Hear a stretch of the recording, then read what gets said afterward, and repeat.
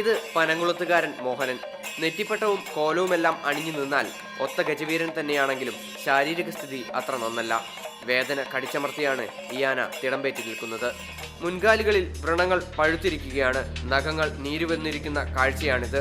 ശരീരത്തിൽ പലയിടത്തും ആഴത്തിലുള്ള വ്രണങ്ങൾ ഉണ്ടെങ്കിലും പാട്ടത്തിനെടുത്ത ആനയെ കൊണ്ട് പരമാവധി ലാഭമുണ്ടാക്കാനുള്ള ഓട്ടത്തിൽ മുറിവുകളിൽ കരിതേച്ചു കൊണ്ട് നടക്കുകയാണ്.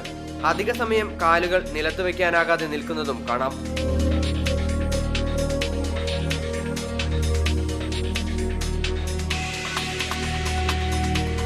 മദപ്പാടിൽ നിന്നിറങ്ങി 4 ദിവസത്തിനുള്ളിൽ ഉത്സവത്തിനെത്തിയ മോട്ടി പ്രസാദ് എന്ന ആനയും ഇവിടെ ഉണ്ടായിരുന്നു. ഇത്രയൊക്കെ കുഴപ്പമുള്ള ആനകളെ കൃത്യമായ പരിശോധന പോലും നടത്താതെയാണ് എഴുന്നള്ളിക്കാൻ അനുമതി നൽകിയിരിക്കുന്നത്.